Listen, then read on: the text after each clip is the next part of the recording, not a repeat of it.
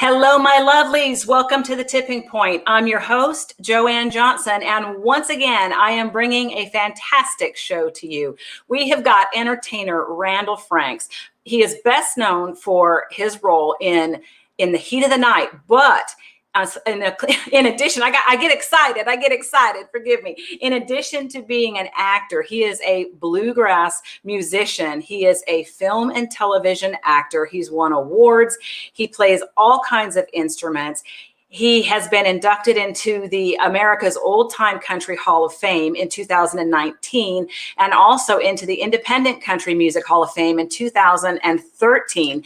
His talent is amazing. He is a wonderful human. He is a game changer. Not only is he a national entertainer, but again, he is a game changer.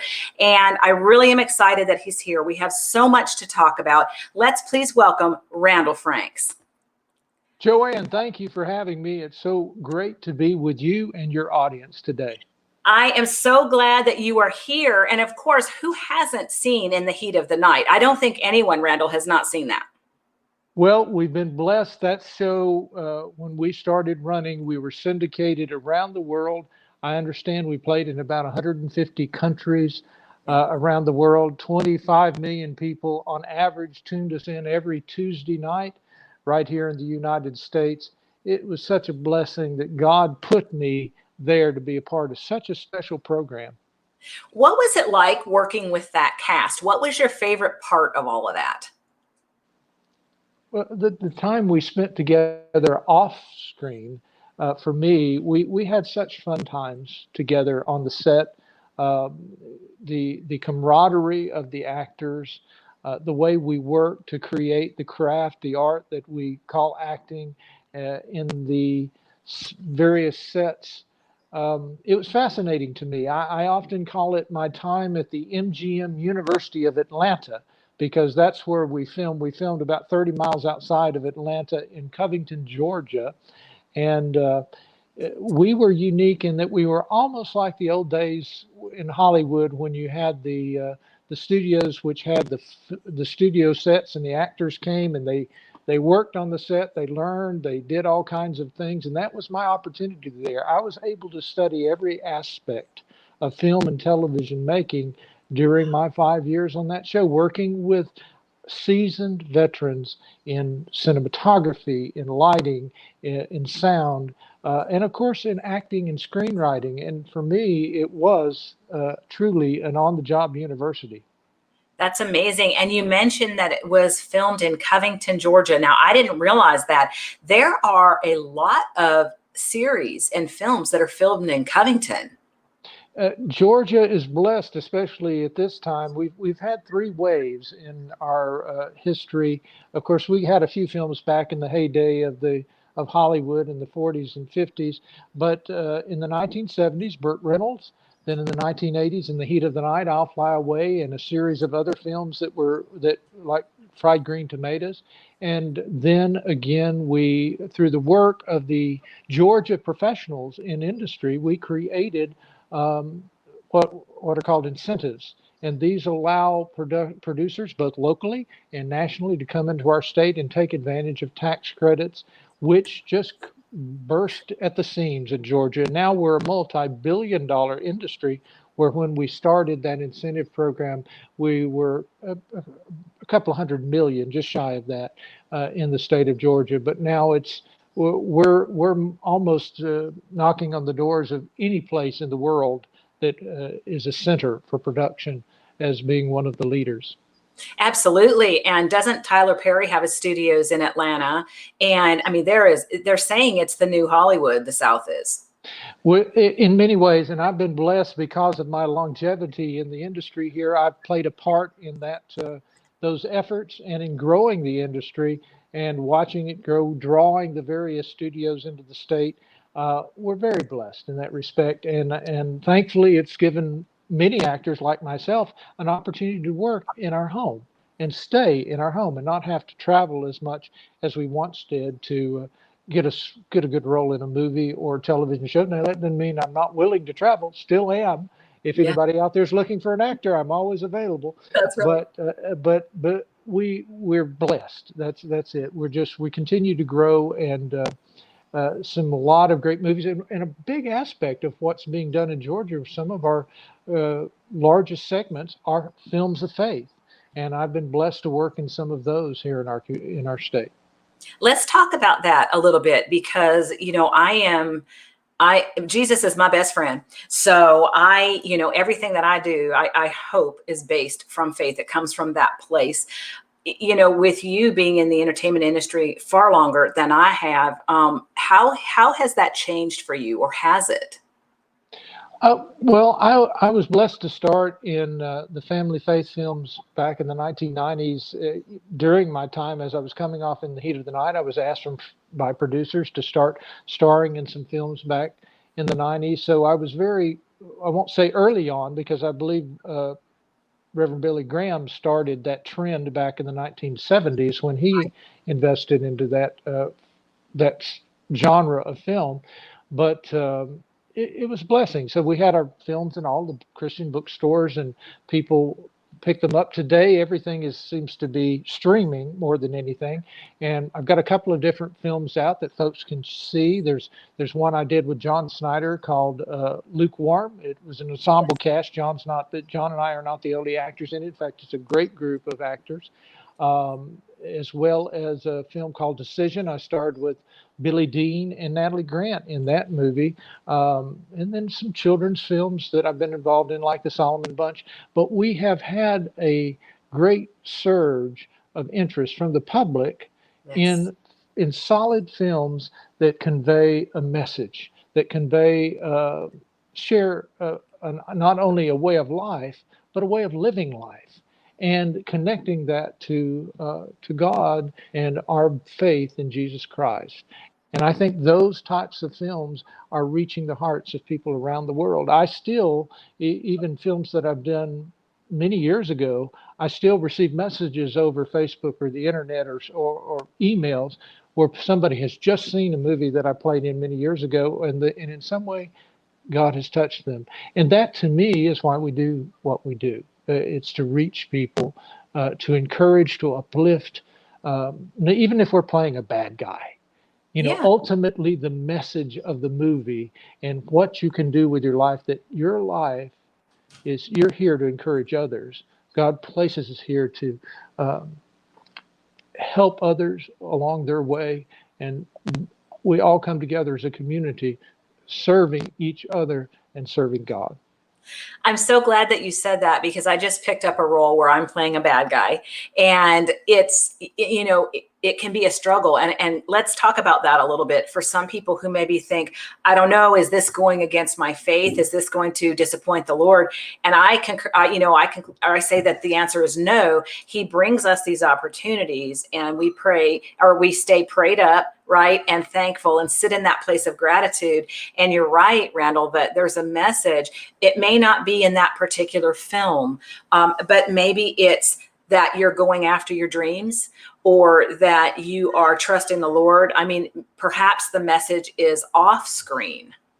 Well, I'll give you for instance, a few years ago, I'd taken off from my career. My late mother, who, along with my father, helped me start my career, were my managers.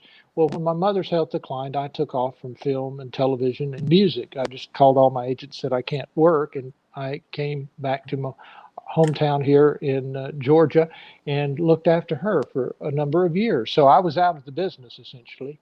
And in that interim time, my mother, always being the manager, said, well, you're not going to twiddle your thumbs and watch me die. We're going to find something for you to do. And so I started writing for a newspaper syndicate. Well, in the 2009, with the downturn in the economy, I got downsized, like many people across the country did. And the day I walked in, I turned in my keys. The day I walked back into the house, on my message machine was a message from an agent. Now, I hadn't had it. My agents had all retired in the interim, so I didn't have an agent. But this agent had looked me up and said, "Well, these producers are looking for you to be in a film opposite Robert Duvall, and Mhm. we've been trying to find you, and they finally located my number, and I called them. We need you there tomorrow." And so I said, okay, fine. Yes, I'll be there. I didn't have a computer. There was no way for them to send me anything. I got them to send the script to somebody else. And I received the script. And when I read the script, or what they wanted me to read for the audition, the sides, my heart fell because I saw the language and I saw what a horrible character it was. And it was something that I would I wouldn't play. I'd already told them, oh yes, I'll be there. So I went and I auditioned and I told the producers or the casting people, I said, look, I can't read this the way it's written.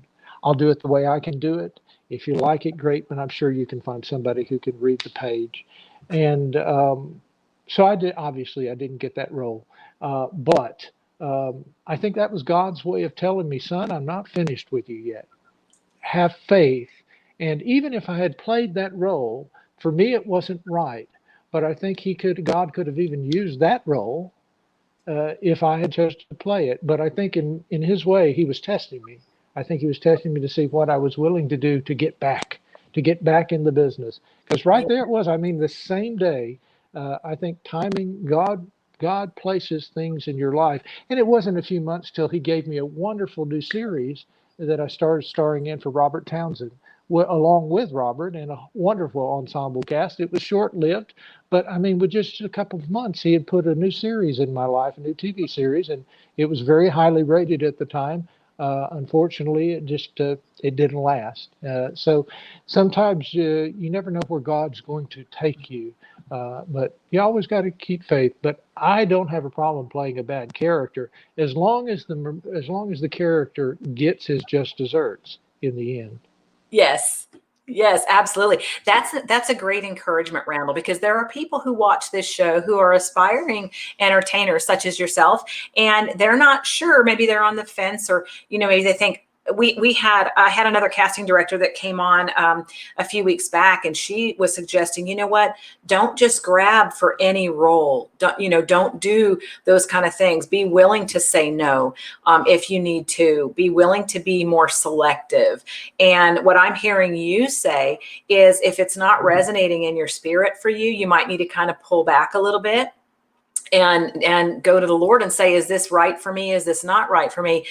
A lot of times the answer will be yes, but there might be something that you shouldn't take because what's on the other side of door number 2 is better for you. That's right. That's right. Oftentimes you never know exactly what opportunities God is going to open. That's why I look at every day as an opportunity.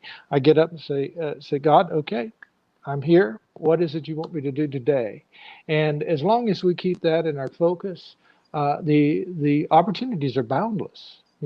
This is God's domain, His world, and we're here to create opportunities for Him in this realm. So I think there's oftentimes things that we don't even anticipate that He can place. Without God, I couldn't have never been on In the Heat of the Night. I couldn't have done the wonderful movies that I've gotten to do that came after that. The music opportunities, I could have never imagined, growing up and getting to guest star on the Grand Ole Opry back when I was in my teens, and in that relationship continuing all these years. Um, the Some of the accolades that you mentioned, those weren't in my dreams when I was a little fiddler from Georgia, going around from fiddle contest to fiddle contest, flea market to flea market, playing with my teenage and youth bluegrass band. Who could have imagined being on network television and millions of people around the world recognizing you or knowing you? God has blessed me, and I think He put you in places where you can serve Him, just like I think He did for In the Heat of the Night. That wasn't my doing. That role was created for me, and it was created, I think, by God whispering in people's ears. And then there was a point in time where I was on that show, and I was really praying because I was enjoying myself.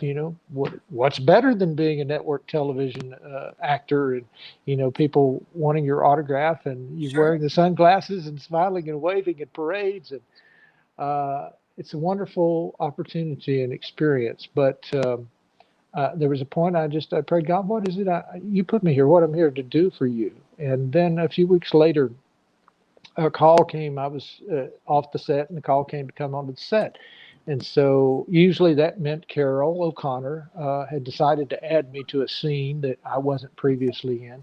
So I went to the chief's office and said, "Yeah, yes, sir. What can I do for you?" He said, and he called me by my character name because that was my childhood nickname, was Randy. He said, "Randy, I want to use a scripture in this scene, and I knew you would know which one."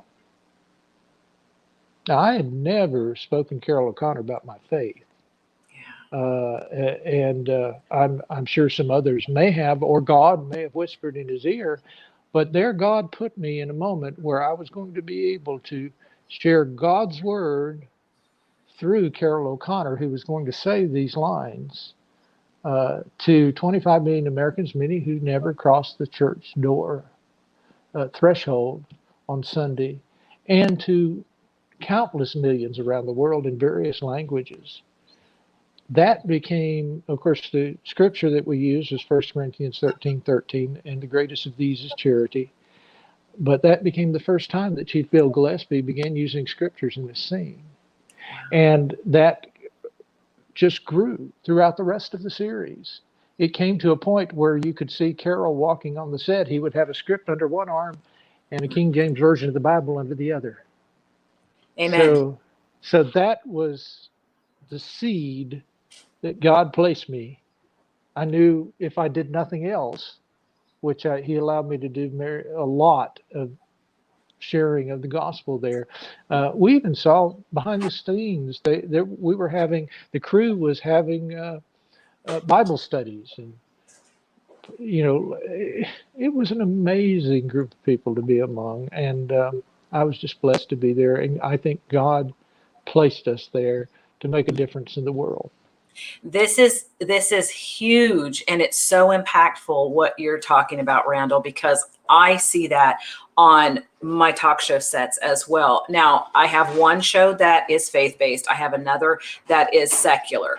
Interestingly, and this piggybacks onto what you're saying, so many times behind the camera, and when the cameras are off, the ministry that takes place, behind the scenes, we have actually seen a couple of people get saved on the set. And we're not talking about God while we're on camera, but isn't it interesting? And again, what you said, God puts you in these positions. He puts these other people in the positions where you are. And even if the film that you're working on is secular, or maybe it's a little scary, or maybe it's not in line with your faith at all, that doesn't mean that when you show up on set that you may very well have a work to do there, and people are watching your fruit, and they are looking at how you live your life, and you never know how you're going to impact someone. Your greatest testimony is your life. It's not what you say. It's not. It's what people see you do, and how you interact with other people. Now, yes, they're wonderful preachers, but I think the majority, they're wonderful preachers. They're wonderful evangelists. They're wonderful talk show hosts who can say the word that God gives them, and it blesses millions. But ultimately, the majority of us, we just live our life.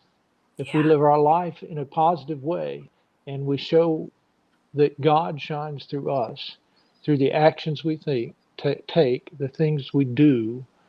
Um, I think that's the greatest testimony that anybody can recognize. And then what's amazing is people see those folks succeed Yeah. in various ways, and they say, "Well, I want to be like them. I want what they have." And Yeah. that's what it's about. I think that's what even if it were, it's a blessing to be somebody who lives in the public eye.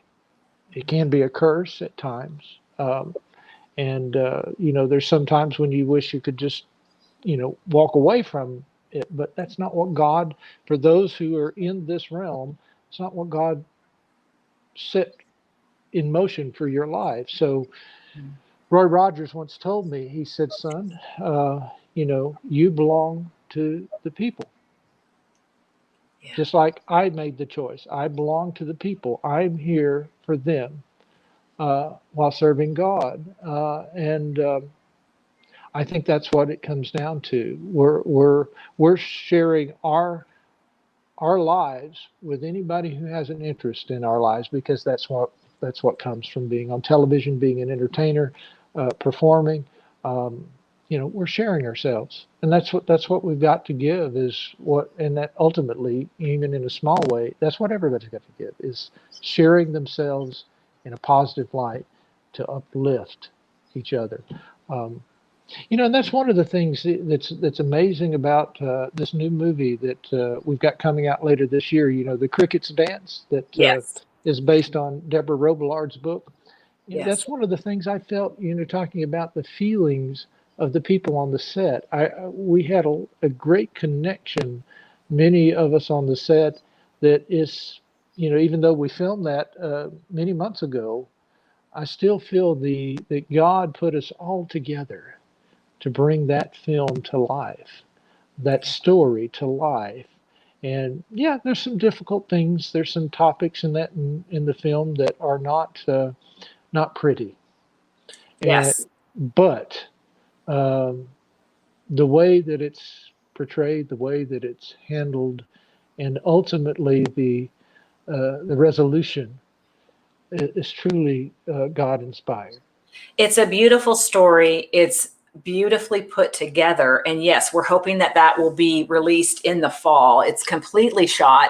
It was done well. It's won award after award. Yeah. Talk about your character. And in fact, I have the trailer to that movie. I think after you talk about your character a little bit, I'm going to go ahead and play that trailer for those who maybe not familiar with the Cricket's Dance. But talk about your character in that. Well, it was a wonderful ensemble group of cast, and my character is set in the 1840s. I'm Dr. J.A. Anderson. My character has some issues with our lead of that era, played by William Mark McCullough, and basically, I'm working to try to treat some things related to his family, but I won't go into any specifics because I don't want to give any spoilers. But it was a pleasure working with Mark, as well as Caitlin Newberry and Jamie Butler in the scenes I worked with. But we had a wonderful cast, and I enjoyed stepping back in time. It's such a blessing to create a character from a different era and to learn not only mannerisms but the speech, dialects, the costumes. The costumes give you such a feeling of the era. Tina Barbary did a wonderful job on the period costumes, Yes. and it was. I was just overjoyed to get to do it, and it's wonderful ensemble cast, and thankfully, that's already been recognized. We've at least had one award Yes. for ensemble cast, and what Kristen and Morris, Maurice, all of them are talented, and I hope that you check out the film. Absolutely. Let's take a look real quick at the trailer, and then you and I'll come back in 1 second. You the house itself. But why me? Look what we found behind a brick wall in the attic. My sweet angel, it is late, and I'm writing this with the lamp very dim in hopes my father does not find me. In order for you to know exactly where you came from, I need to tell you about my mother, Emmeline. Ophelia, you'll be sleeping in the female quarters. Yes, miss. Well, I prefer Ophelia stay with me. I expect you to conduct yourself as a proper Southern wife. Do as you are told.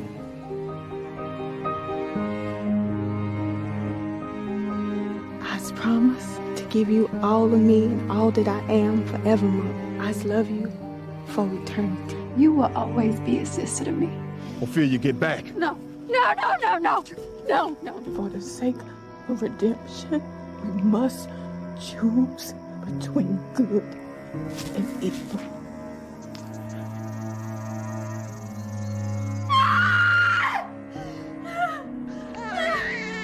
You will suffer for making a fool of me. You need to read this. But I warn you, some of it may be difficult to read. How are we as a nation going to get beyond this? How can we make a better future for ourselves if we keep hanging on to the injustice of the past? Say what you will, but I see it. I see them. In you. I think that'll be complicated for you. This is the South. People talk.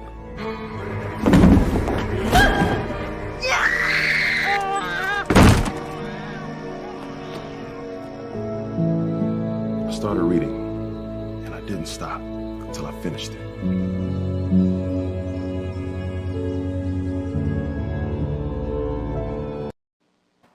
It's fantastic, Randall. It's fantastic. Again, The Crickets Dance, written by Deb Robillard. Of course, Randall Franks, you are in that. Kristen Renton, Maurice, and Mark McCullough, Caitlin Newberry, Jamie Butler, all of which have been on the show, this show as well. And I'm really looking forward to that. And Deb Robillard, she's been on the show as well. And she's actually working on 2 other projects, which hopefully we're going to see you in as well. That would be wonderful. But we have a few more minutes together. And I know at the end of our interview today, I'm going to, play clips too of In the Heat of the Night, because you're fantastic. You're not just an actor, though. You're a musician. You do so much more. Talk a little bit about that. I mean, again, the Hall of Fame, 2 different occasions. Talk about your musical career, Randall. Well, as I mentioned, I started my career in my teens, was blessed to start guest starring on the Grand Ole Opry with that group, and have continued to make appearances there, toured all around the United States, playing in several genres, in bluegrass and country music and folk music, Southern gospel music. Have worked with some of the greatest Hall of Famers in all of those industries, with my fiddle work, producing them in the studios, sometimes on stage, sometimes recording, as well as touring and doing my own shows. I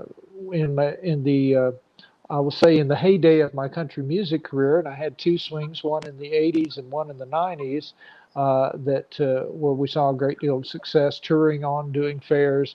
I was carrying 19 performers with me on the road to do my shows. So we've had and continue to have, of course, I'm still performing, a wonderful career in the various genres of music, many albums. Over 30. I've not really counted of late. A couple of my latest, I had a project that's been very popular called Keep 'Em Smiling, which is Southern gospel and comedy. It's a live performance. Of course, I've been recognized in country comedy as well. That's another aspect of what I've done, in the vein of Jerry Clower and Minnie Pearl. Last year, we had our #1 Americana album, which I brought together a bunch of young people, about 30 youth, a little more than 30 youth. And we went in the studio. Many of them never had been in the recording studio before. And we recorded songs. And this project went #1 for us to raise money for our Share America Foundation, which encourages youth in Appalachian music. We give scholarships as young people go off to college, and we mentor young people through their youth who have an interest in the traditional styles of music that I've performed in through the years. But every student who was a part of this has not only shared in having a #1 Americana album, but every one of their songs that they're featured on charted in some way in one of the genres that are represented on the album. And you can still get this. You can visit ShareAmericaFoundation.org to get the hard copy, or you can download it on the internet just by putting Americana Youth of Southern Appalachia in a search engine, and you'll find it available on one of the download sites where you can buy it. Do you ever pinch yourself and say, I'm living my dreams? Is it ever kind of hard to believe, or is it, how do you feel about it? Because there's people who look at you and say, wow, he's amazing. He does all of this. I wish and I hope and I dream that I can do all of these things. You are literally living your dreams. God has, as we originally spoke, I'm blessed and highly favored in so many ways. And yes, as a kid, there were things that I've gotten to do that I couldn't have dreamed of. I couldn't imagine being a little boy growing up in Georgia, getting to do. I could never imagine being a Hollywood actor and playing alongside Academy Award winners and Emmy Award winners. And uh, but yes, I've been blessed. Now, that doesn't mean there's not been hard days and hard moments, and because that's part of life, and it's definitely part of a career. There are ups and downs, but that's when it's good to have God to lean upon, to rely on His Word to see us through those tough periods. And there have been. I mean, there was a period, I can say there's several years, I couldn't get an acting job by begging, but you wonder why. Well, have you lost your talent? Why is, you think all the things, well, why has God forsaken me? But, we read of many of our biblical teachers in the Bible who also felt forsaken.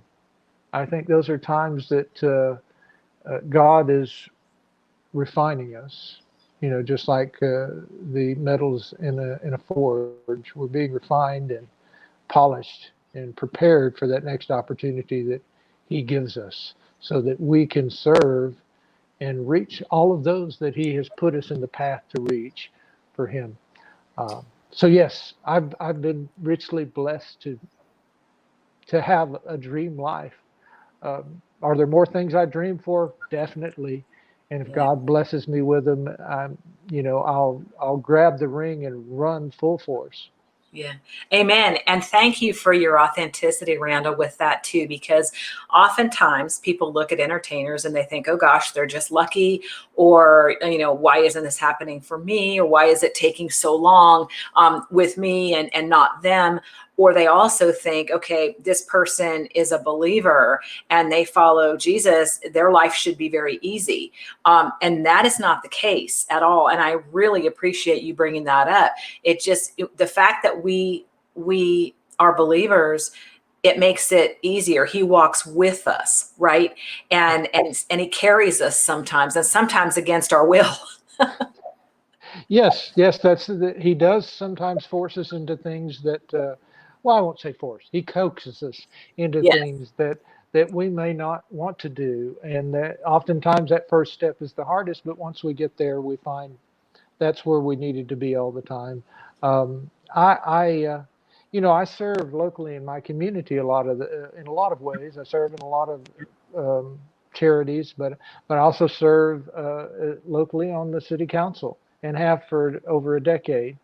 I find that to be very rewarding in many ways, as I'm able to help my neighbors mitigate issues and make our community stronger, more vibrant, help it to grow. And that excites me so much. But unfortunately, with the changing dynamics of politics, that doesn't excite me. And the medium that we're using right now can be a vicious place for people who are trying to do right by others and to just simply do a good job. Amen. Randall Franks, I am so glad that you were here. Thank you for taking the time to talk to us. This has been great. I could really sit here for about 4 more days and talk about all the wonderful things that you're doing, not only in your career, but for other people. And I do hope that you come back and see us. It was wonderful. So thank you so much for being here. Joanne, it's my pleasure. Everybody come see me at randallfranks.com. You can find my store, see about all of my books, my murder mystery, A Badge and No Guitar, and everything in between. Come and visit me next chance you get. And find me on all the social media sites. You can find Randall Franks there as an actor, entertainer, author, however you want to look it up, you'll find me. Thank you, Randall. We'll see you soon. Take care. Take care. Okay, you heard it. Go to randallfranks.com. You do, in fact, want to go there. He's tremendous. If you're just joining the show, again, we have been visited tonight by Randall Franks. He is an entertainer, a bluegrass musician, an author, an actor. He has received award after award. He has worked with so many wonderful people. He, as he said, is on the city council in Georgia, doing some really great things and really helping his community. Not only is he a national entertainer, he is a national game changer. And so I'm so glad that he was here. Let's see, before we go, Let me see. What else do I want to tell you guys? I think we're good. We're caught up on everything. Thank you for being here, as you guys always are. Please be sure to share the show. Share it with people you like, you don't like, people you think who need to hear it, your pets, your neighbors, everybody. We want everything that we do. We want to get out there. We're bringing on some of the most fantastic talent from, I want to say, all over the country, but we have people who come on from Germany and Canada. I know, we have people watching us from Nepal and Italy, all over the place. So thank you to our viewers. Please make sure that you, again, share the show and that you go to our guest websites and that you peruse around there. Until next time, my darlings, be loving, be kind, and above all, be humble. We'll see you next time. Hi, this is Chris with Palmetto Alliance Institute. Do you have a license that you need continuing education credits for? If so, give us a call. We're your source for continuing education. Hello, Tipping Point viewers. My name is David Chuddick, and I'm the host of the Weekly Wealth Podcast, www.weeklywealthpodcast.com, and I am also a financial advisor. If you have anything that's keeping you up at night with regards to your money or finances, email me at david@parallelfinancial.com or check out my Calendly link, www.calendly.com/davidpf. Let's have a 30-minute conversation. Let's talk about what next steps you may have in your financial life.